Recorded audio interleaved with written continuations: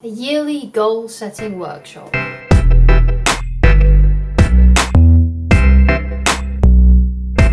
Hi guys, my name is Loveridge and I'm a dating, relationship and personal development coach, and today we're going to be doing a yearly goal setting workshop. So these are goals that you can achieve within 1 year. I recommend that you write down maximum 5 goals, because if you have like 10 or 20 goals that you want to achieve in a year, it's not very likely that you are going to achieve them, and you'll probably feel really overwhelmed. So at the maximum, just write down 5 goals that you would like to achieve in 1 year. And what you want to make sure is when you are making these goals and writing them down, make sure that they are something that is actually achievable, something that you could really see yourself completing within a 1 year period. So for someone like me who makes coaching videos, then obviously a goal for me might be to make 300 videos. Because last year I was able to make roughly that amount. I think I'm just a little bit under 300 videos. But because I was already able to achieve that goal, I now know that I will be able to also achieve that next year as well. So obviously keeping up with my coaching videos. Another thing that I could also do is improve them in some way. So that might be just, trying to give more information out or just improving the quality of them. But the point is that it's manageable. It's something that I know I can achieve within a 1 year period. At first, you kind of need to go small as well. I've spoken about this kind of thing before on my channel, but typically what a lot of people have when they start, the new year, they have these New Year's resolutions. And a lot of them are actually to do with eating healthy and exercise. And some people, make these big goals about like, I'm going to work out an hour a day for an entire year.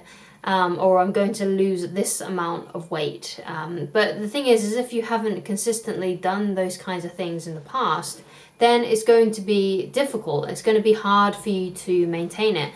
Now, I'm not trying to say what you can and can't do. I know there are some people out there that can really do amazing things within a year.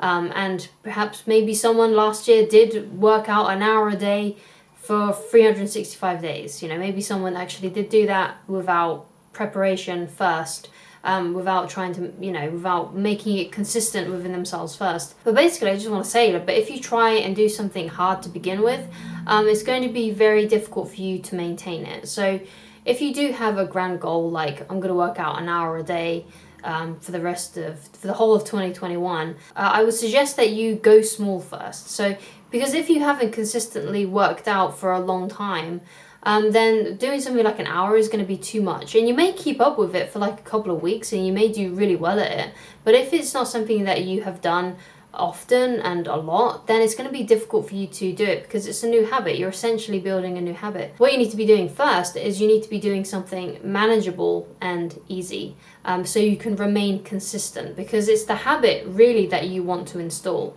It might not be losing the weight. It might not be, doing it for the pure joy of pushing yourself or whatever. It's a habit that you want to install. You obviously want to have a healthy lifestyle. That's the reason why you're doing it. That's the reason why, you want to be healthy. So at first you need to, in order to install that habit, you need to be consistent. So if you know that you can't work out for an hour a day, or you've never been able to do so in the past. So let's say there was a couple of months of this year where you was like, okay, I'm going to work out for this amount of time. I'm going to do this kind of exercise. I'm going to run 6 miles a day or something, and you wasn't able to be consistent with it. Then obviously the problem is not with your determination. It might just be to do with consistency. And it might not even be to do with, your desire to do it, because you probably really do want to do these things. But first you just need to start small. So if you have, let's say you have that goal of exercising for 1 hour, for the first couple of months of 2021, just do it for 20 minutes, just exercise for 20 minutes. And do it at a time where you have the most of your energy. One of the goals that I have is to write at least 600 words a day, which is what I'm doing right now with a PDF that I'm creating for my clients. And basically what this does is that even though I'm starting small and I'm only doing 600 words, 600 words over a long period of time actually adds up to quite a lot of words, right? And it also helps me remain consistent, because it's not too big, it's not too much. And most of the time when I say to myself, okay, I'm only going to do 600 words, I usually go over it anyway. Usually the hardest part that most people struggle with, and myself included, is actually starting. But basically just getting started was all that really counts. And it's the same with exercise. You know, some days if you say to yourself, okay, I'm just going to do 20 minutes of exercise, on some days you might only do the 20 minutes.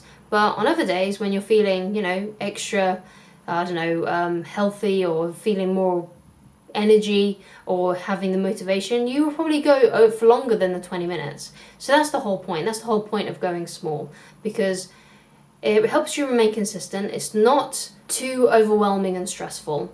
It's manageable, and once you have started, it's more likely that you're going to go on for longer. So the next point I want to make when making goals and writing goals down, you need to make sure that you remind yourself over the year of why you're doing what you're doing, because sometimes you can lose track of the bigger picture and the reason why you started to do it to begin with, especially on days when you're feeling extra tired.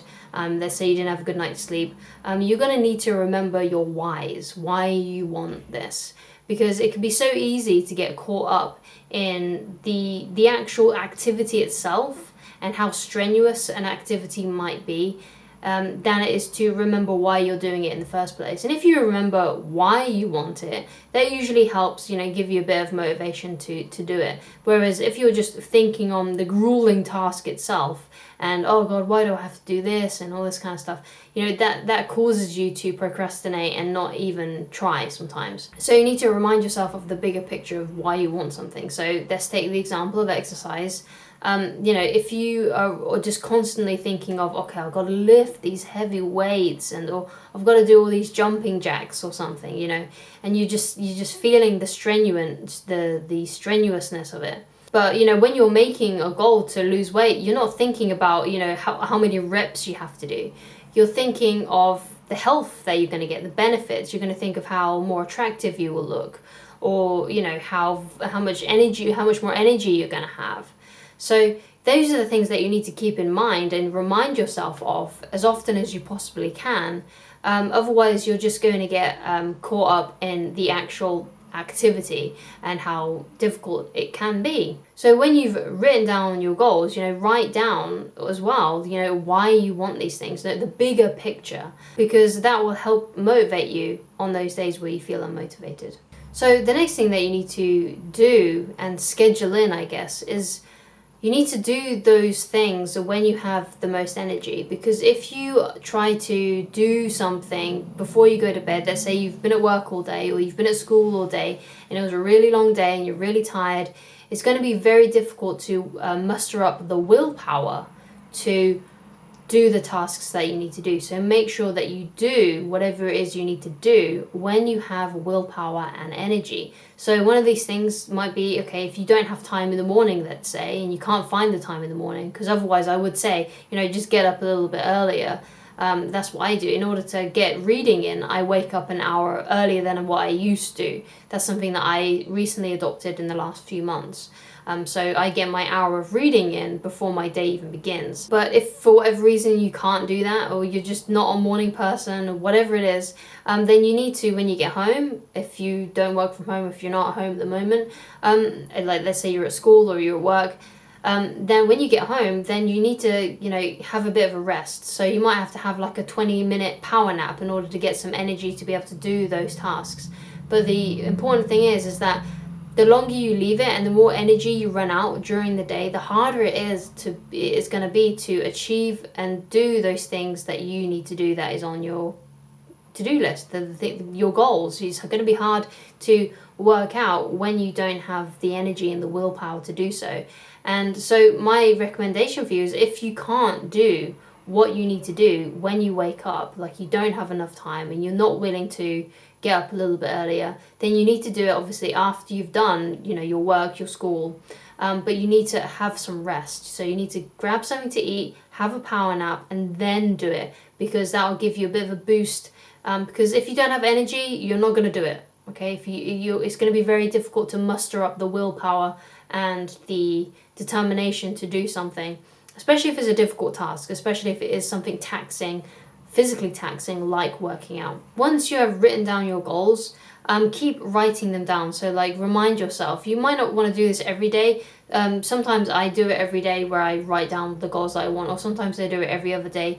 But just write down, just repeat what your goals are, just write them down again. And you need to be constantly reminding yourself. Some people do write them down at the end of, at New Year's, but then they never look at it again. They never look at that bit of paper again, or they only look at it, at the next year, and then they realize, oh God, I didn't even do what I wanted to do, because they didn't keep it in the forefront of their mind. And the best way to do that is to keep reminding yourself of them by just writing them down again every day or every other day or every week, just to keep your mind refreshed. If you would like help with me personally, then please go to www.christineloveridge.com/shop. Or alternatively, you can just send me a quick email in the email address provided in this video's description box to get coaching with me, and I shall talk to you again very soon. Goodbye, guys.